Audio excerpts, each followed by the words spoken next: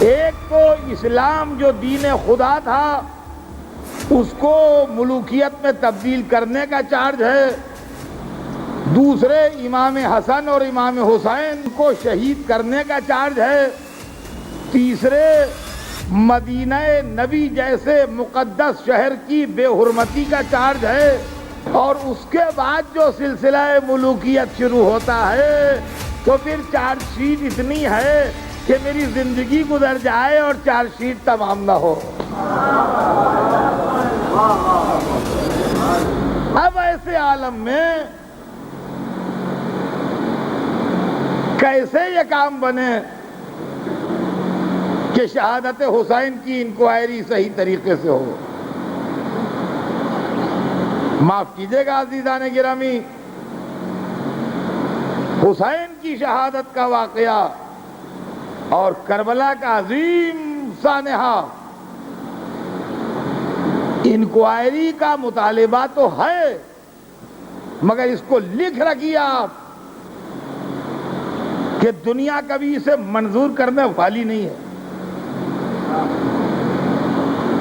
توجہ چاہتا ہوں جہاں جہاں میری آواز جا رہی ہے۔ سب سے پہلا مسئلہ تو یہ ہے کہ کربلا میں جو ہوا یہ حادثہ تھا کہ سازش، ایکسیڈنٹ تھا کہ کانسپریسی؟ آپ کہیں گے ایکسیڈنٹ اور کانسپریسی میں فرق کیا ہے؟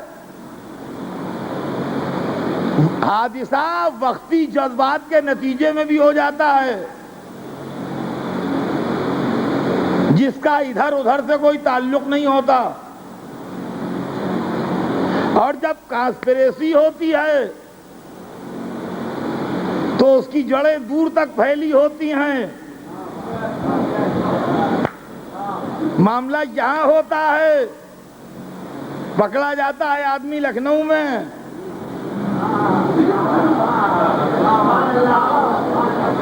اور فرمایا ہم نے کانسپریسی اور سازش کا کیس جب چلتا ہے تو دور تک اس کا پھیلاؤ جاتا ہے، حادثے کا کیس جب چلتا ہے تو قریب ہی کے سرکل کے لوگ متاثر ہوتے ہیں۔ شاید اسی لیے حسین مدینے میں نہیں لڑے، مکے میں نہیں لڑے، راستے میں نہیں لڑے، پہلی محرم سے 9 محرم تک نہیں لڑے کہ ٹائم گزرتا جائے تاکہ کوئی یہ نہ کہہ دے کہ ٹکراؤ کسی جذباتی ابال کا نتیجہ تھا۔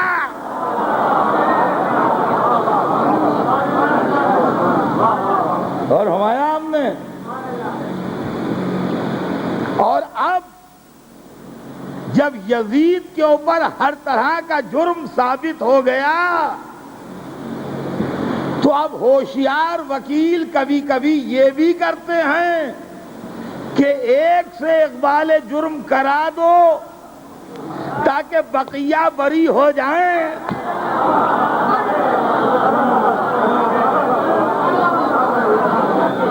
اور اس کے بعد پھر ہم کوشش کریں کہ اس ایک کو بھی چھڑوا لیں۔ عزیزان گرامی، اس 1400 برس کے طول تاریخ میں ہم نے کتاب میں بڑے بڑے منظر دیکھے ہیں۔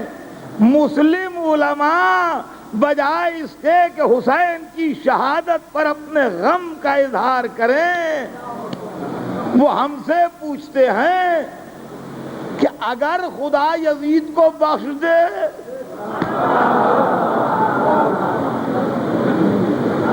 اگر خدا یزید کو بخش دے تو اس کو کون روک سکتا ہے؟ تو ہم نے تو بالکل سیدھی سی بات کہی۔ ہم نے کہا ہمیں اس پر ایک قصہ یاد آیا کہ ایک آدمی نے غصے میں آن کے ایک آدمی کو کوسا، کہنے لگا خدا کرے تم مر جاؤ۔ تو وہ آدمی بڑا سیانہ تھا جو کوسا گیا تھا، اس نے کہا دیکھو موت تو جبھی آئے گی جب اللہ چاہے گا، مگر تمہارے دل کا راز معلوم ہو گیا کہ تم چاہتے ہو کہ ہم مر جائیں۔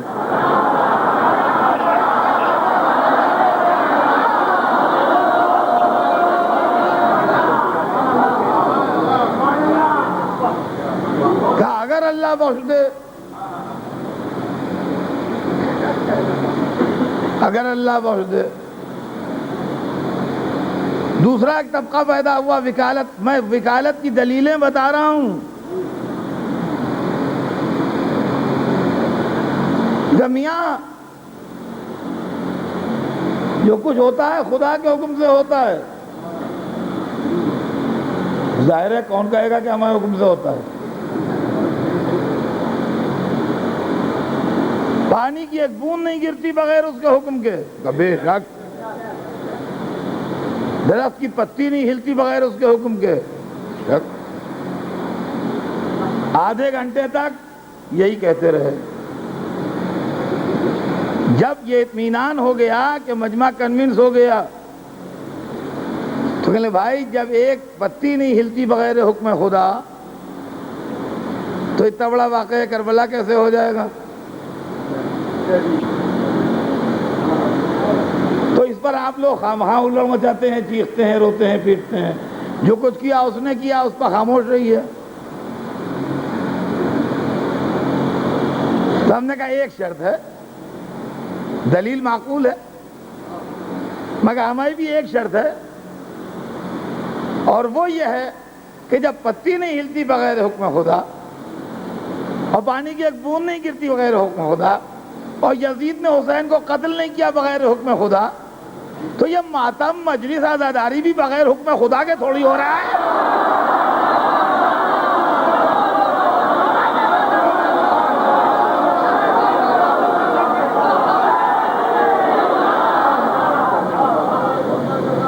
جی ارے سوچئے تو صحیح،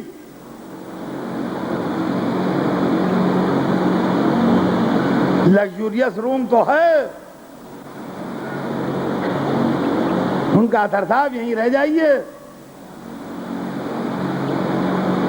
وہاں شراب کی بوتلیں کھل رہی ہیں، جوا ہو رہا ہے، اور دنیا بھر کی ذلیل و گندی و حرام باتیں سب۔ کیوں صاحب؟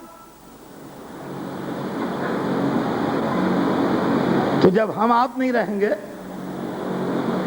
کہ بھئی ہم یہاں نہیں رہیں گے، ہم وہیں جا رہے ہیں، ہم مغل مسجد کے وہاں، ان کا اس وقت رات میں وہاں دروازے سب بند ہوں گے، ان کا دروازے بند ہوں گے، فٹ پاتھ تو ہوگی نہیں، رہے یہاں نہیں رہیں گے،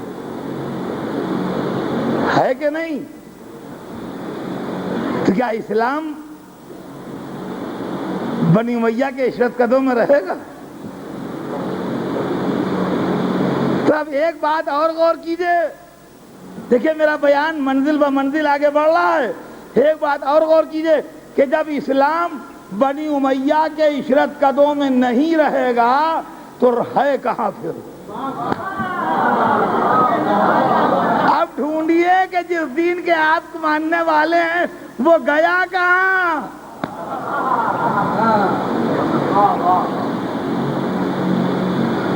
اب سوال یہ پیدا ہوتا ہے کہ آپ نے ہمیں مجلس پڑھنے بلایا ہے بمبئی، کوئی ہم آپ کے پیر نہیں ہیں، ولی نہیں ہیں، کچھ نہیں ہے، ایک مقرر کی حیثیت سے آپ ہم کو انوائٹ کرتے ہیں، ہم آتے ہیں، آپ سننے آ جاتے ہیں۔ لیکن اگر یہاں یہ ہو جائے کہ اطہر صاحب کھو گئے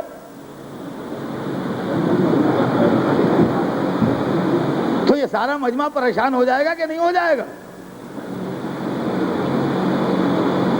جتنوں کے پاس موبائل ہیں وہ ایکٹیو ہو جائیں گے فوراً، کہاں گئے، کدھر گئے، ادھر دیکھو ادھر دیکھو، وہاں فون کرو وہاں فون کرو، اس سے پوچھو اس سے پوچھو، ہو جائیں گے کہ نہیں ہو جائیں گے؟